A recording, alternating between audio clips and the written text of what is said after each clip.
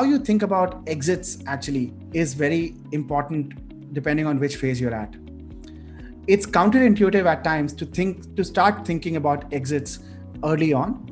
But when you're in a formative phase, we think that you actually have to think about exits a lot more than what you have to think when you're in a blitzscaling phase. Nobody knows when you start that you're going to exit. So you do a series of seemingly unconnected things and they end up in the outcome that they do. But you must have a phenomenal team and culture, a technology that somebody truly wants to acquire, kind of traction that tells somebody that there's strong customer demand. You should have the ability to read the tea leaves and time yourself. But one of the things I learned was we got the maximum value by dealing transparently with all of the people who were quoting us. You communicated directly. Always optimize for your employees first, even if it's an acqui-hire. Are they getting the right placement and position? For me, next was shareholders. People have invested in you. The third is the company itself. Is this the right place for your company? And finally, yourself. If all three constituents I mentioned are happy, you probably had a nice outcome for yourself. From an exit perspective, and these are the three things that I experienced in the three acquisitions that I went through. Typically, a company would look into investing into the region that I partake in, that I operate on, and at the same time taking out a threat. An acquirer may look at you from a local offering perspective.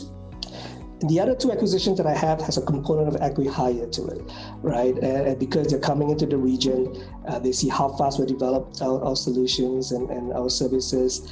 And this is a way for them to take a bit of a shortcut, right? The acquirer to really just get things going fast and quick for the region that we apply. What was the first time you really thought about exit? The fact that you need to exit is something a founder in a funded entity should always be cognizant of. Essentially, it's just timing. And the buyer's perception of how urgent this acquisition and how competitive that transaction is. Sometimes the macroeconomics help drive some of the situations you're in, right?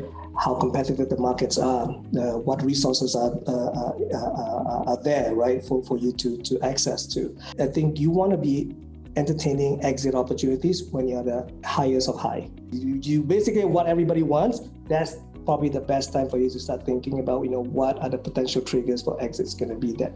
Is IPO the only thing that you should be thinking about when you start building a company? Are you always building towards that end goal? It's good to have that at the back of your mind, but it's not something that I think you should be building a company towards, right? So you want to think about something beyond that. And if you are able to achieve something then you're building something much greater than what yourself can actually do. So always build for the long term for an IPO, right? You should think long term, think legacy, think what if 30 years from now I still want to run this company. All that is the way you should build it, but be pragmatic. Do all the things that you need to do, because at some point in time, you have to put your quest for greatness slightly behind the fact that if your employees have bills to pay, your investors probably also need their money back. So yeah, trust in God, but lock it down.